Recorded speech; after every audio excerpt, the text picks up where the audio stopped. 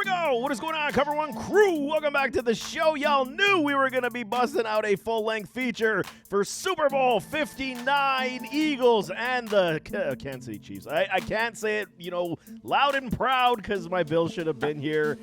I got my guy Eric Sojash in the house. Super Philly fan. This is his time, his team. What's going on, buddy? How we doing? Feeling great, man. You know how I've been feeling. It was my birthday. It's been a great week. It's been a great, awesome Super Bowl lead up. I'm hyped, man. I'm going overboard. I'm not even pretending anymore. I'm going overboard. I even put my gloves on, bro. Oh, snap. Here we go. I even got the gloves on for this one, man. Man, this is a great time. Great time to be a Philly fan. I know the rest of the world is hating Philly fans right now. I don't blame you. We have a lot of ignorant fans. I'm kind of one of them. I won't even front. I'm not the one that likes to talk and beat people when they're down, but I am the one that likes to defend the Eagles. And it's been a rough year. I won't lie. Like, we've had a lot of criticism. All I keep hearing is how bad Jalen Hurts is. So I have been defending it. I just feel the need to defend that man because it's been a year of judgment on him, and he's in the Super Bowl again. So that's how I want to lead this off. That's good. How I've been feeling. I'm loving it. Let's go Eagles. We got a topic we usually did on the podcast. It was called the airing of grievances, and I would put a blowhorn and you could just spill it all out. If you want to go, we can go. I mean, it's no big deal. But before we get started, I think we got to do something. You got to say it with me. MVP. Ooh, baby, Josh Allen. NFL awards, you gotta love it. Finally, they understand. They don't dog the man, but they're still talking today, saying, "How in the hell can?" We're gonna get into the game. Don't worry, everybody. But I gotta, it's my show, and I can talk Josh Allen all I want because he just won the MVP. And I see a lot of this, okay, and I get it. I was one of them as well. I said, if you're gonna make the MVP be a statistical, award, then just be consistent. But then when Lamar won it, not being the most statistical sound quarterback, and they said he was, the most important to his team, 2 years ago or whatever it was, or last year when he won? Last year. So, I mean, the situation is Josh Allen has been in the running with it, lost to an Aaron Rodgers, lost once to Lamar. Last year wasn't necessarily, Josh Allen's best year as well, but he was in the running all the time. And then now Josh wins the MVP, and I see a lot of people talking, saying, he wasn't the best, he wasn't AP first-team All-Pro. How can you give him the MVP award, et cetera, et cetera? And I'm saying, if you guys don't get on the same page, I think I'm going to take some of y'all's votes away because it's about time that you understand. And I think Dan Orlovsky said it best where he said, if you're going to call a statistical award, that should be the AP All-Pro because it is like a Pro Bowl. It's a stat award. Who's the best in the business? When you're talking about MVP, how valuable was that player to the team and how much success did this team have? And I think that's the best way that you can put it. A lot of people were, giving him the gears on the show saying, you're wrong. He was the best player. You take Josh Allen away from the Buffalo Bills team this year, do they even make the playoffs? I mean, that's a legitimate question, right? So no hate on Lamar. Lamar had a phenomenal season as well. But when you're talking about removal of the best player, the MVP caliber player off of your club, how much does your team suffer? I think that's kind of the threshold where I'm going to, and I hope a lot of these voters understand that finally moving forward. Yeah, no, I'm with you on that. Like I said the last time we were chopping it up, if you gave the MVP to Lamar last time because he was the most winningest quarterback, he had the higher seed, he didn't have the best stats, but he did produce in terms of what they asked him to do, and it resulted in wins. And that's what the argument was last year. That was my argument for it too. You could see that he was, and then when he had to put on the cape against certain teams, he put on the cape. San Fran stood out. He dominated that San Fran game, and in prime time, which is the right time to do that for those voters and stuff. And that, to me, that was the reason why he got that leg up, even though he was considerably lower in all the stats, passing yards, passing touchdowns, every considerable notable stat. He wasn't the leader last year, but he got the MVP. And to me, the strong argument was simple. It was because his team had the best record in the AFC, and his team was the most dominant in the AFC, and he was the leader of that team. Without him leading that team, they don't have that record. They don't have that dominance. That same thing happened this year. This year it was Josh. This year Josh didn't have to put on the cape all the time, but when he needed to, other than the Baltimore game, that's the only game you could point to, which is what a lot of those people are pointing to. But outside of that one game, he pretty much met the challenge every time. Still, to this date, he's the only one to knock off the Chiefs. He couldn't do it in the biggest game. I'm sorry, unfortunately, but hopefully we can do it this weekend. But he did do it in the regular season. He's the only one to do it in the last, what was it, 29 games, something crazy. I Something don't, like that. that Yeah. might be a little bit of a stretch, but they went 15-1 outside of that game they gave Denver, and they finished the season last year like 8-0 or something like that. So don't quote me exactly, but the Chiefs have been on a hell of a run, and he's the only man to beat him. So that has to stand for something, right? Just like what Lamar did to the San Fran last year, Josh did to the Chiefs this year. That's why I think like if you're gonna have the consistency that we're looking for, how could it not be Josh? And if you're gonna say it's a statistical award and it has to do with who had the best stats, then we got to strip Lamar last year's MVP. He wasn't even in the top two in Mm-hmm. terms of stats, right? So it to me, it was an easy one. I've been saying it all along, and I'm more of a Lamar guy than a Josh guy. No hate on Josh at all. I think he's phenomenal. I've just kind of cheered on Lamar since Louisville, and I'm the one that was like, I can't give it to him. I don't think he deserves it, and you definitely can't give him three over Josh having any. Right. If you're just going off that, I know this is not how it works, and they should be happy I'm not a voter because this is how my brain works. But there's just nothing in this universe that tells me he's three times better of a quarterback as an MVP than Josh has been in their 5-6 years in the NFL. It's just we've seen it. There's Yeah. nothing that tells you that that's just too much of a stretch. You can't go that far. So I'm good with the votes. It landed exactly where I thought it should land. You're still very close. And I mean, what was 27 to 23 in voting? So, I mean, Mm. deserving. Finally, this guy gets. I mean, okay, you go back. I'll end this quickly with this, but you go back. He's 4,500 yards passing Josh, and he loses out to Aaron Rodgers because of interceptions. They had the same record. It was 13-3 each, and it was what I think 12 or 14 interceptions to Aaron Rodgers 4. So if you're Yeah. telling me that that's the reason why you strip the man of MVP is because of stats, and then all of a sudden now you're saying, well, we're gonna go back and forth.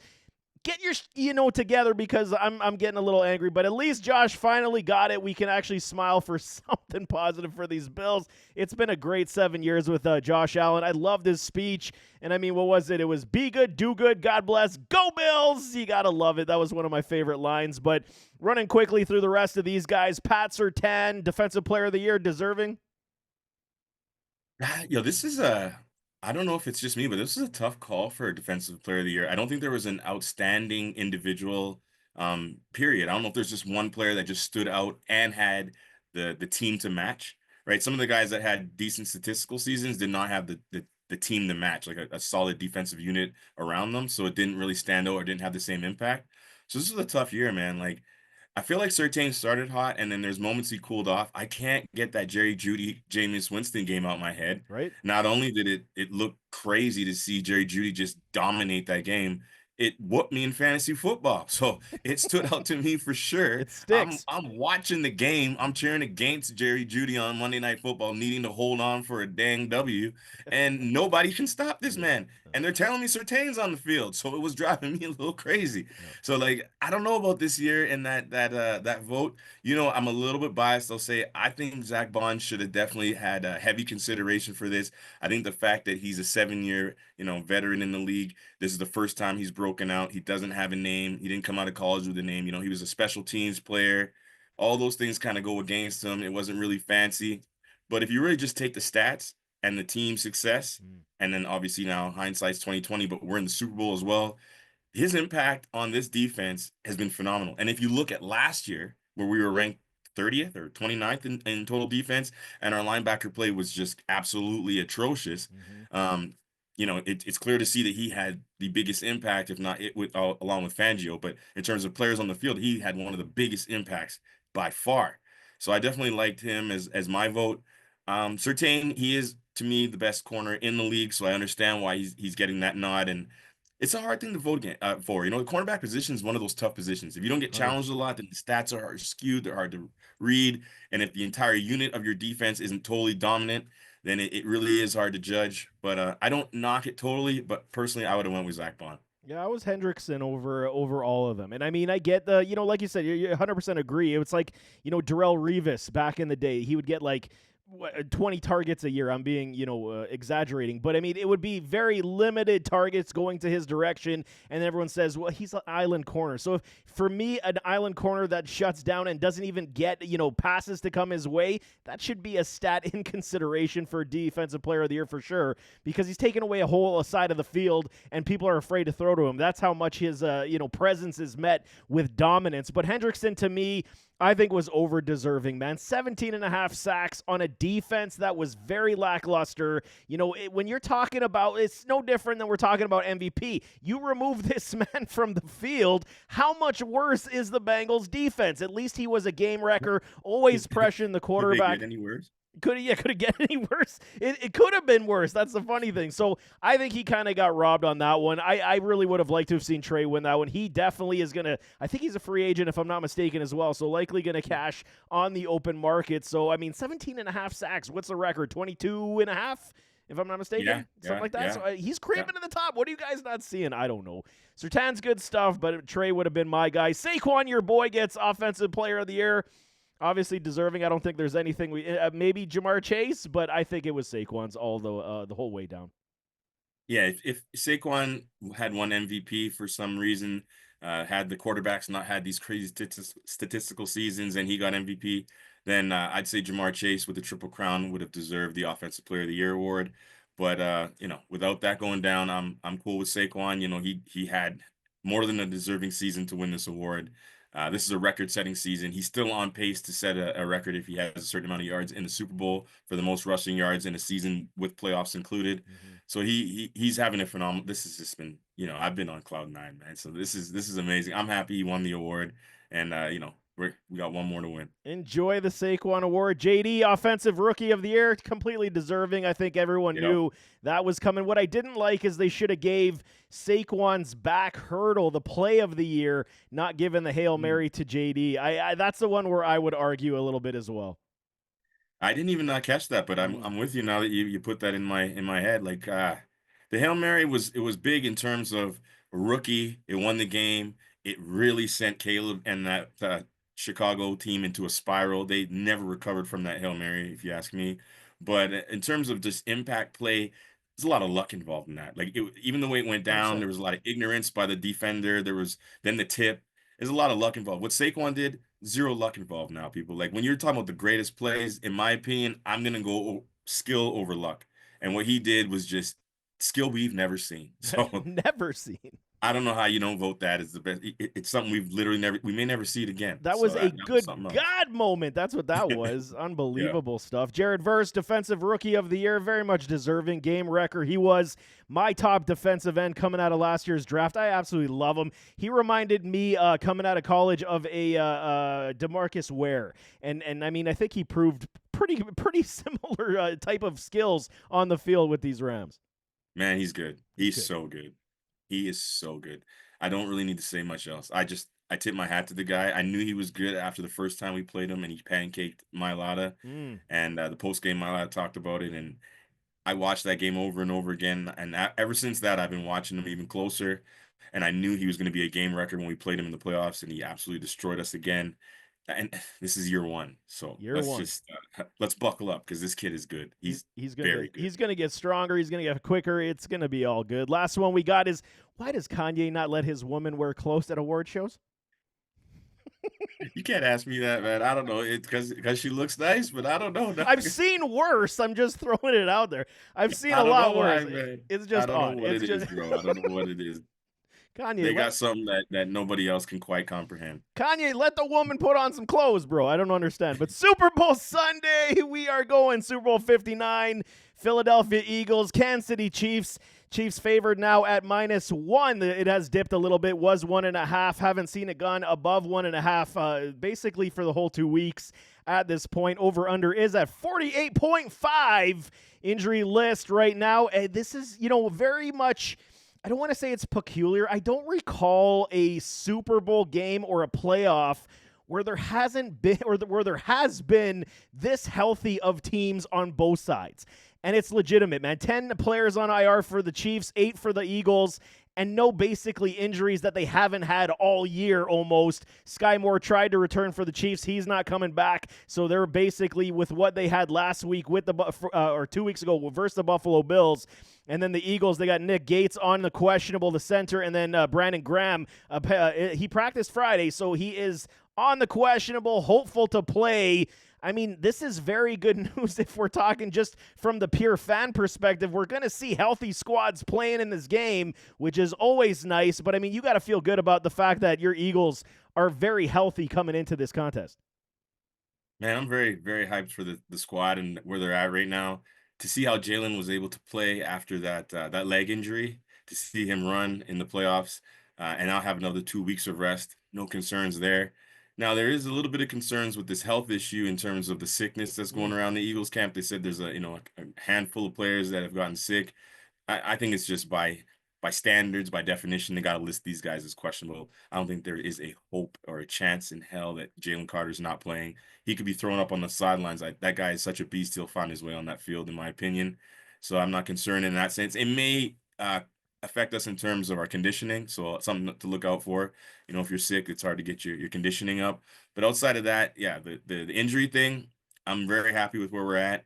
It's the right time to be healthy. We did have some O-line issues last 2 weeks ago in that NFC Championship game. The centers were banged up. We had Dickerson banged up. He did not return to that game. Jurgens came in and he held tough. So proud of that dude. I'm really, really glad he's on the team. He was handpicked by Jason Kelsey. I remember that draft. He said, this is the guy that I want to replace me. The toughness is shown. He showed up in big moments. So they still put the man in the tush push pile after he could not. He was walking like he had a pole stuck because his back was so broken. And Kellen Moore and Nick Sirianni still had the audacity to say, yo, man, push this mo. Are they crazy? Like, at least I would still be like, yo, guys, hand that shit to Saquon. Like, one time. Yeah. But that shows you how tough this dude is. So if he was able to play in that game with that conditioning and get called into that game, I think he'll be good after 2 weeks of, some rest and some real recovery there.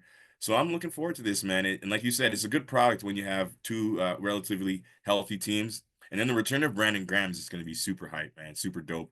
I'm 100%. I think he's playing, in my opinion. I was going to say I'm 100% sure. I can't.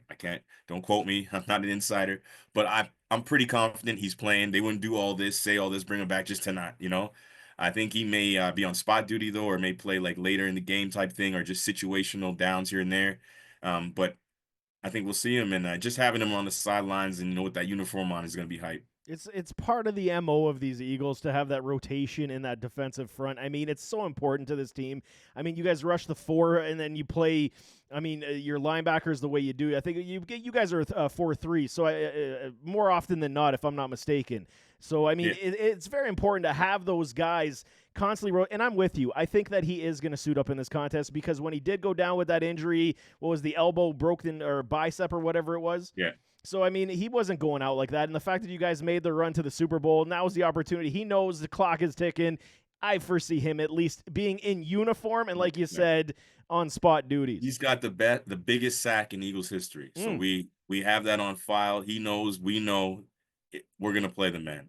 100%. I love it. I absolutely love it. Game flow time. Who's going to do what in this game? Eagles offense versus that Chiefs defense. Biggest one, I mean, you started the show with it, you being a little bit frustrated and angry, and I'm going to anger you a little bit more. How much is Jalen going to have to take over in this contest? That's the narrative that's being pushed in this, we're seeing it everywhere, and I'm a Jalen supporter. I think Jalen is good enough to carry a team in some respects. Is he, the elite quarterback in this league? Debatable, questionable, we'll say it that way, but he's more than capable. How much does Jalen have to take over this contest? Man, for me, like I said, I'm sick of these people in this argument. That's why I'm one of these angry Eagles fans. I feel like the man has been questioned far too much. It's been straight out of college. It's I don't know how many things he's got to answer. Now, is he an elite passer of the football? No. I don't think he's ever been said to be that. I don't think he's ever been asked or like put in that realm. But is he an elite player at the quarterback position in terms of when he's in the position and he's asked to get a job done, does he get the job done more times than not? And to me, that answer is undeniably yes. And when they say, can he take a team to Super Bowl, he's done it twice, right? Like, I know it feels like revisionist history here, but We did this with Miles Sanders. Now, everybody, I love Miles Sanders, but where is Miles Sanders now?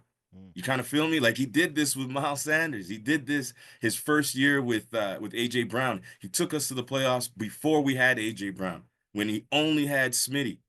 And off the top of my head, I can't even remember who the WR2 was on that squad. And he took that team Yeah. to the playoffs. Yeah, we got slapped by Tom Brady, but who hasn't got slapped by Tom Brady? That same year, Patrick Mahomes got slapped by Tom Brady in the Super Bowl. Same year. And that was Jalen's first full year. He took us to the playoffs, right? We got slapped by the Bucks. Second year, he took us to the Super Bowl. Third year, we get off to a 10-1 run, and we hear all these rumors. It fell apart. Maybe it's because a lot of football was played. Maybe it's because expectations were too high. Maybe a lot of egos, a lot of things. Young team. Jalen's still young. He's still learning, right? It's a lot to do that. Mm. Other than Patrick Mahomes and Tom Brady, who is consistently taking their teams on deep runs year after year after year after year after? That's not easy to do, bro. So I think that the slander on Jalen Hurts has gone too far because of the style of play, because he doesn't run like a Lamar Jackson to say he's an elite runner. Mm-hmm. He doesn't run like a Josh Allen with the strength and speed to say he's an elite runner. He doesn't throw like a Joe Burrow or a Josh or a Patrick Mahomes to say he's an elite thrower. He's kind of a jack of all trades. He ain't a bum at none of those things, though. That's the thing people need to understand. He's not a bum at none of those things. He's just not necessarily elite or exceptional at them. Mm-hmm. But what he is exceptional at, in my opinion, is leadership and winning. He understands how to galvanize a team. He understands how to stay very poised. He never lets the emotions of the situation get to him, so it doesn't trickle down. You know what I'm saying? It never trickles. You can never say like Jalen's messing up the team and messing up the vibe because his letting his emotions get to him. Everybody else is very much calm when they look at him. They're like, oh, Jalen's locked in. We can lock in. So I think he needs to get a lot more credit for just the way he does it. It may not be the prettiest. The tush push is ugly as shit. Mm. But the Bills started to use it because it works. It Right? works. They picked it up too. You can't hate it Right? if it And works. and if we're gonna be real, the greatest quarterback of all time, Tom Brady, he did a ton of QB sneaks. There was no push back then. All we learned is somebody in the rule books in Philly read it and said, "Can we do that? Are you allowed to push guys?" Yeah, we can push in the power. Can we do that off the hut? Yeah, we can do that off the hut. Let's do it. Mm-hmm. It was just an evolvement of a QB sneak to try to make it better. And they learned that the greatest player of all time, every time he needed short yardage, that's what the dang Patriots did. Mm-hmm. So like to me, they're just being smart with it. The Jalen Hurts hate is a little too strong. I get it that it's not pretty. I get it he holds the ball too much, and I get it he's not an elite passer. But give him credit for the things that he is. Agreed. I mean, well said. Jalen Hurts has been nothing but productive in this league. I mean, has there been hiccups from time to time? Everybody has a hiccup from time to time. He's done nothing but produce, man. What do you want the guy to do? Makes the playoffs consistently. They constantly add multiple different pieces for him to work with. How many coordinators have you guys gone through on the offensive side where he's got to relearn the offensive system? He's taking it like a champ, and you're still winning games. I'm with you. I mean, we're not gonna sit here and say, in the record books when it's all done, I remember Jalen Hurts as this guy. Maybe he becomes an afterthought when everything's done outside of him potentially being a multi-Super Bowl champion, because playing in the NFC, I mean, the way this Eagles team is built, you guys are going to be stellar to make runs for many years to come, and I'm with you. I think Jalen, I guess the best way I could put it, Jalen just doesn't have to give this game away.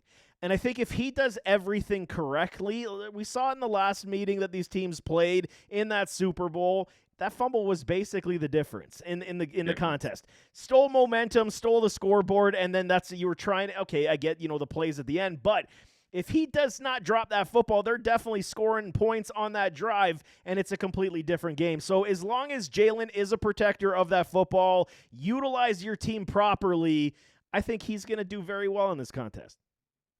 I think he is too. I think it's going to be a slow start again. I think these defenses are going to start better than the last Super Bowl. That was like off the rip. They were just kind of scoring bombs, and it was a pretty high scoring game. I don't foresee this one being quite the shootout. Spags is going to have something for us, and Fangio, I think he's in a much better position than we were in 2022 when we had Gannon leading that team. And that was another thing. I know Jalen did have that fumble. I believe that still happened in the second quarter. So it was still in the first half. We went into half with a lead. I felt like the defense still didn't show up in that. Considering what they were all season, that was not the same defense that showed up in the Super Bowl. So if this defense can be what it's been, which I think it will be, I'm not necessarily going to be dominant. You are going against Mahomes. You are going against that Kansas City Chiefs. Let's call it their luck, and you are going against the Kansas Referees. City Chiefs off amazing offensive coordinator in Andy Reid and their amazing defensive coordinator in Spagnuolo. So not a lot of stuff's going to be free. You're not going to have a lot of just busted plays. You're not going to have a lot of mistakes on offense. Pat's not going to put the ball in harm's way often. You're not going to have 2 or 3 chances to pick him off. Not in this kind of game. He's just not going to make those type of mistakes. So when we have our opportunities, I think we're definitely going to have to capitalize. I see a close game. I see a really close battle here. Obviously, you know who I'm going with. I definitely don't want to jinx it by calling any scores or anything like that. But We'll wait for that. all year I've been riding with my team We'll wait for that. confidently, We'll but wait for that. We'll wait for that. We'll do confidently. scores. I've been riding with these guys confidently. Not necessarily just on no bandwagon thing. I really did like everything we've done. I told you earlier, this could arguably be the greatest offseason the Eagles have ever had. Agreed. Like what we've done in this one offseason is unbelievable. From Vic Fangio to Kellen Moore to the 2 rookies in my guy Cooper DeJean and Quinyon Mitchell. And then you look at Zach Bond, arguably the defensive player of the year. You got all these guys in one offseason. Then we talk about Mekhi Becton, who's been starting at right guard all year and killing it. Deal. With this O-line, with those guys around Becton, you could see his potential come out. It's just been a phenomenal offseason. I love how he's done, what he's continued to do. So I looked at it like, if we click at the right time, this is a real roster. They filled in the holes, They really filled in the holes. So let's see how we can close this out. But you're going against a team that's trying to make history, and that's not going to be easy to break. They got a will that they got over there. They want to will themselves to that 3-peat. Yeah, you just got to keep the zebras on the comm, and hopefully they call a fair contest, because that's all I want to see in this point. So when we talk about what is going to happen with Saquon Barkley, I mean, this is a big one. A lot of people saying nationally, and I'm not this person, you can run on the Chiefs. In my opinion, the Buffalo Bills showcase that you can run on the Chiefs. Even in the previous meeting, yes, I understand they got some defensive players back, but this is Saquon Barkley, and you know the fact that this is one of the best O-lines in the NFL. I get how, Kansas City's defensive front is. Can Kansas City stop the run in Saquon Barkley? Because I don't think they can do that. Can they? Yes, they can. No. They have an elite run defense. I think they have an elite defensive coordinator. But what I think is working in our favor is that we have a dual threat run game with the quarterback and the running back. We haven't played them since last year, so they don't have that same tell on us. They don't have a tell on us at all with Saquon. They haven't played us with this variation of our offense with Saquon as our running back. So the teams that you did notice that started to, give us some problems with the run game were teams that played us again, teams that are in our division, teams that have seen us. People talk about how Washington had given us some problems in the second game and had shut Saquon down after Hurts got hurt in that second game and all that stuff. But that's a team that had, seen us a few times and had the opportunity to really dive into that and had played us firsthand. It's different when studying a tape is very different than actually playing somebody. We always talk about how Lamar, he gets those NFC teams because they never actually play him firsthand until they just finally see him. And then it's like, whoa, it's a different speed. Saquon's a different speed, especially this year. He's hitting the hole at a different speed. He's judging the holes at a different speed. He's setting you up for a hole, and then he's bouncing it and finding another hole, and those are the home runs. So I think there's things like that you could look at on tape, but you don't know when he's going to do it or how it's going to play out. So long story short, they can, but I don't think they will. I think that what we have matches up well. What we've done this year, what we've leaned on, we haven't given up on it. As long as, like you said, Jalen Hurts doesn't give the game away, as long as our defense doesn't let Mahomes just go up and down and make this into a 14-0 lead really early, I definitely think the Eagles will be able to run the ball successfully. And eventually, like it's been all year, eventually that boy's going to pop one and the world's going to start screaming. We know it. Eventually. And that's exactly where it's at, because, okay, I'm being facetious, but when we're talking about can anybody run on the Chiefs, and it's in different ways. So if you're going right up the gut, yeah, it's going to be very difficult because, Chris Jones is a behemoth and he makes everything blow up. When you're scheming to the outside, and the Eagles are very good in this respect, whether it be the RPOs and the way Saquon, like you said, going off tackle. Even the one where he took it to the house, he smiled at Jalen. He's like, watch this, man. And he just takes it to the house. these are the plays that are the bread and butter of this Eagles run game that will make Saquon. That's why Saquon's running so well. That's why he has so many holes broken for long touchdown runs, long scrambles. He can make it happen, and I don't think that they have the horses per se, especially at safety, to help out in the cause. If Bolton misses his tackle, misses his assignment, this can be very difficult for Saquon. I know Chanel is another good run-stuffing defender. Maybe the MO is to put Saquon a little bit more in the pass game. How is the Spags defense and the blitz gonna impact what Saquon does? I think that's gonna inhibit this defense, because it's a different ball game. When they were blitzing a Josh Allen, because he's passing the football, even though they were running with James Cook, the Bills should have ran the football way more. There was so much success with a James Cook. This is the same type of situation. You got to stick with what's working. Don't get out of your game. And this is this very similar type of offense, you want to say, to how the Bills ran versus the Chiefs. Very similar to these Eagles, where it is very much run heavy. It is very much RPO. It is very much Jalen Hurts running with the football. And then hopefully you can just nickel and dime them down the field and make these big chunk plays. That's kind of what you're looking for. So when you're talking about this Spags blitz, which we know is going to come, I think that this is a benefit for the Eagles' run game because they can mismatch in so many different ways. It could be. Like, I definitely think he's going to dial up some run blitzes. Like, the majority of these blitzes are going to be, with the intent of blitzing the run, not necessarily blitzing Hurts. So he's going to have to read these properly. We do have some nice wrinkles off the RPO, some plays that we like to get in the flat to Dallas Goedert, and we work those in very well. And I think we'll be able to hit him over the top. Hurts, that's one thing that he's been pretty good, pretty consistent at, is his deep ball in one-on-one situations. And we saw what Mac Hollins was able to do in one-on-one situations. So if he was able to do that, no disrespect to him, but it just makes me feel confident that A.J. Brown and Smitty should be able to win their matchups if it's called upon them. And as long as Hurts can deliver the ball, this should be a heck of a game. But like we said, Spags is different, man. Just because you saw it last week and he did that against the Bills, it could be a completely different game plan that we're about to see this time against the Eagles. And I fully expect complete, confusion coming from him. He's just a mastermind, Hall of Fame defensive coordinator. We know this. But speaking of Smitty, I love me some Smitty too. And last two games, very important. This is kind of interesting when you look and break it down. Last two games versus the Chiefs, he had 10 targets, 7 receptions, 122 yards, no touchdowns, 8 targets, 6 receptions, 99 yards, 0 touchdowns, respectively. Last two times he's played the Chiefs. This is one of those situations as well. So if you're looking to be a blitz beater, you got to have those hot reads. You got to have those drags, those quick slants. So timing is going to be very important. I foresee a lot of screen plays, maybe even some of those back jet motions coming to the back where he does pretend like he's going left and then he goes back right, and then there's something to dump off in the flat. I could foresee a lot of that as well. The Chiefs will probably try that on you guys also. But I think Smitty's got to be a very important aspect of this game, especially if they do shut down a Saquon. Likewise with the Dallas Goedert. If a Saquon's in the first half, I don't know, maybe 10 carries, 40 yards, nothing really big and spectacular, you got to recreate the run somehow. And I think Smitty and Goedert are going to be, big focal points in this offense this week. Agreed. Yeah, 100%. I agree with that. And there's probably a couple not probably. There's definitely going to be some wrinkles that we haven't seen that they've been holding on to all season. This is the time to let them go. I noticed a couple last week. We saw 2 handoffs to Goddard. I don't know if you recall that, but he literally got 2 sweeps and they handed it off to Goddard. One of them actually popped for 12, 14 yards first down. Second one, I think they're a little bit more ready for it. Maybe got 6 yards. But either way, they're definitely opening up the playbook. I haven't seen too many tight end handoffs like that. And you got to get ready. So Spags, we're gonna have some counters to your blitzes. I like it. I like what Kellen Moore's been doing. I even heard a rumor, not to go too far off topic, but that he's not totally sold on the Saints job.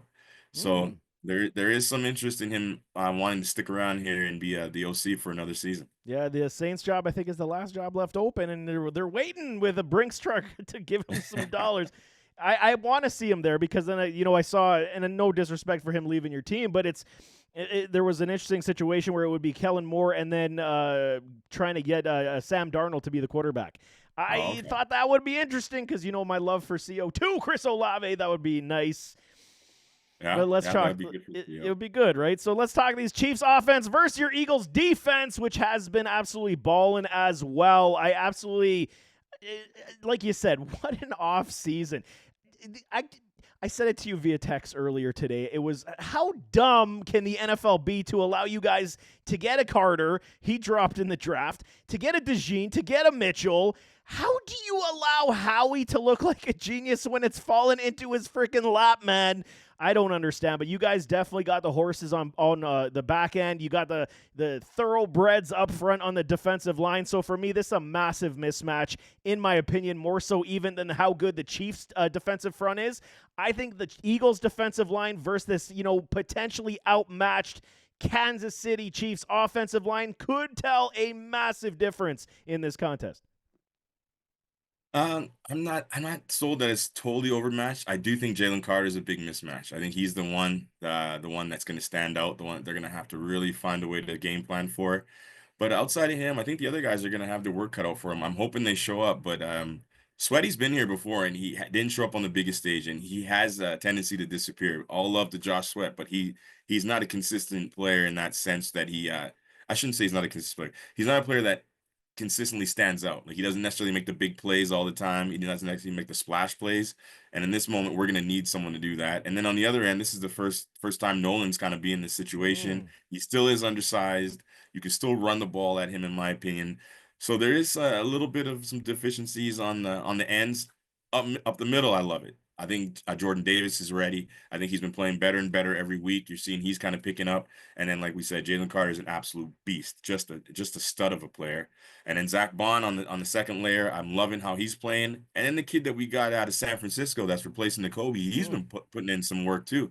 Looks like he was ready to fill his role. I love how he's just stepped right in, and you don't see no fall off, no drop off. I'm not seeing any missed assignments, any big gaps.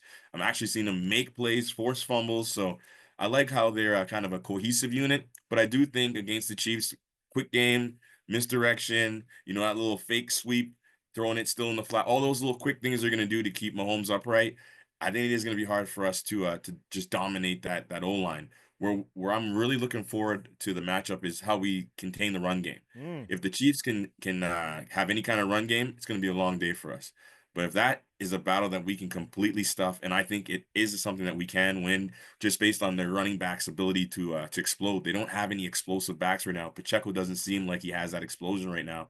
So if we can, fill those gaps, 1 yard run, 2 yard run, negative run, it's going to be a game that's going to be long for Mahomes and definitely in Eagles' favor. So that's where I'm going to be looking at this game close early on. Yeah, man. I mean, Kareem Hunt's been running the ball very well off the couch. He's going for the Super Bowl. Best I've seen him run even last week, the week prior. Just unbelievable how he looks. Still, he's not the same dude with the electric speed, but he's actually got some muscle to him. He's plowing over some guys, so that is a big difference. Pacheco, I'll be shocked. I won't say I won't see it. I'll be shocked if Pacheco has anything of a good contest in this game. He just hasn't been right since his broken leg. He needs time to heal, and he's just a secondary body, in my opinion. The biggest one that I want to talk about, because we know that the Chiefs are going to bring something. And we've seen, last week, Juju got back in the mix a little bit, and they're going to bring something. The evolution of my dude Xavier Worthy. I can't believe he's still on these Chiefs, man. You killing me. But Worthy, I mean, he's more than just the 9 route, and it's starting to show. D-Hop, man. D-Hop. This is the biggest one for me. He's been so silent for so many weeks now. I mean, sprinkle play, a little bit of here, a little bit of there, but he's been completely afterthought. First time in the Super Bowl. I really, truly believe that he's going to have a sizable role, more than decent for me, where it could be whether it's red zone, whether it's, third down conversions, whether it's, big play splash. I don't know what they're going to do.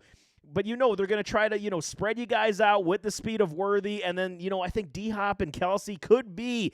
Kelsey we know, but D-Hop, we haven't seen near enough of it to be afraid of it. You know what I'm saying? So that's when that Andy Reid, magic comes out and says, they forgot about him. Let's chuck him like 8 balls and see what he can do. I hear what you're saying. And it's something the Eagles should be weary of. Somewhere in the back of my mind too, I've been thinking about Hollywood Brown. Oh, that too. Making some big plays and just disappointing me, because it just feels like he's just getting healthier and healthier, getting more acclimated, and he's got that gear, that extra speed. So he's someone I'm going to be looking out for too. We're going to have our A game. Definitely going to have to have our A game. They have a nice complementary of players. Nobody's really stepping up. I do see Worthy as somebody that's progressively gotten better. Him and Mahomes, his chemistry's progressively gotten better. He made that insane catch slash no catch against you guys No last game. catch. So Damn he, it. he's shown the ability to make some big plays now too. So he's definitely shown that we're gonna have to have our eyes on him. And if you have too many eyes on him, you're gonna forget about the veteran who's been waiting his whole life for this moment. So you can't sleep on something like that, and I wouldn't be. I hope Quignon's ready. I hope Slay. I know Slay's ready, but yeah, like they know this guy's he's got a name in the league for a reason. So I hope that they understand that he didn't come here to have his first Super Bowl or something that he just wanted to spectate. So I'm with you. Or I think Andy Reid and them are gonna be like, you know what, we got something for you. And I think especially if they do it early. If it Yeah. hits early with a couple plays, I think they're going to be like, okay, we're gonna force feed D Hop because we know what he still is. It's going to be interesting. Could it be a Julio Jones type of contest versus the New England Patriots? Maybe. I mean, we know Julio was a little older back then as well, so it is going to be definitely interesting. Will Worthy expose this defense? That's a big one as well. And I mean, you said Hollywood, and you utilize both these individuals speed-wise, down the field, keep it honest, helps out the run game, alleviates some pressure that, Vic might try to bring. These are the types of situations, and then they're going to hit you over the middle with a Kelsey. I mean, what are you most worried about? I'm serious. Like, out of all these weapons, outside of, obviously Travis Kelsey's playoff Kelsey, but what are you most worried about? Worried about Mahomes, man. I'm worried about Mahomes scrambling. I'm worried about Mahomes getting those third down key running plays, quarterback runs to convert those when you finally have everything locked up. You finally have it figured out. You have a decent rush right away, and Carter just misses him or something, and then he runs and just breaks your back. That's what I'm worried about. And then I think it's going to be those unsung heroes like Kelsey's backup. I'm drawing a blank on his name. The second No, tight end. He Noah had a Gray. nice run in the middle of the year. Noah Sorry? Gray. Noah Gray. There you go. Great. I think it's gonna be guys like him because he had a nice little run in the middle of the year. And like we were just saying about D Hop, he's kind of been forgotten about. There was a moment where he was literally a viable starter in fantasy football. People were picking up Gray and playing him because he was catching more red zone touchdowns than Kelsey was. So people like him is the kind of guys I think are going to be the impact players in this game that can make a difference. And we got to watch out for them because they're not just unsung heroes. They actually have a lot of talent when they're called upon. There's a lot of players on this field that are pretty talented, and Mahomes spreads the ball, right? You really don't know where they're going to hit you or which player they're going to lean on right now. Like you said, Juju out of nowhere started making catches in that game. Unbelievable. I'm so sick, and they cannot keep getting away with this is, the meme out there. I'm so tired. Yeah. I'm a Philly fan this weekend without question, and the game picks told you. I know that it goes against your better judgment to jinx your Oh, squad. man. I'm making you do it, man, and I know you're going Eagles. I'm going with the Eagles 28-27. I think it's going to be a very good score, very good contest. Better than a lot of people believe. It may start slow with a little bit of rushing, clock controlling, but I think the Eagles pull it out. They become Super Bowl champs once again. Wow. Okay. I hope you're right. 28-27 though, eh? That's going to be a heart attack. I don't know if I can live through. Um, like I told you, I don't really want to pick a score. I'm not going to give an exact score. The best I could do is I wrote something down here. I wrote Eagles +7. You can take that for what you want. Come on, man. That's where I'm putting it. you know, come on, man. Oh, sorry. Plus Did I 7. say plus? I mean -7. -7. Oh, -7. Okay. Oh. The Eagles, I think we're gonna win by 7. Oh, okay. That's a little bit more drastic. That's okay. what I'm saying. Sorry. That was not. I Okay. didn't say that right off the jump. That's what I'm saying. The Eagles will win by a touchdown.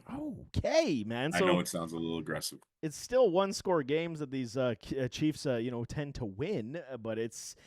They do. I like it, man. I like it a lot. Let's go, Eagles. Fly, Eagles, fly is this week's mantra. We cannot see Patrick Mahomes win yet another one. I just can't do it. These guys make me sick. Oh, man. I'm physically ill over here just watching this crap every single season. But, I mean, it's been a great year as well, man. We'll do some more in the offseason as always. Rookie class, NFL draft, free agency. I'm already diving in this lab. So many rookies to talk about. They're so good. And, I mean, this running back class overall is stellar. We've had some discussions on this as well. But Good luck to Sure. you, man. I hope your Eagles do it, and I really hope you get some smiles this weekend. Hey, I can't wait. And what did Josh Allen say? Do good, be good, God bless, and go Birds. Go Birds. Fly, He Eagles, fly. stole it. There it is. Fly, Eagles, fly. Fly, Eagles, fly is what we're doing, but thanks for watching. It's always a good one, nevertheless. As always, don't forget to hit that like button, hit that subscribe button, jump in those comments, give me your thoughts, drop your score in the comments. I want to know what your all score is, but we'll see you next time. Enjoy the game. I am out.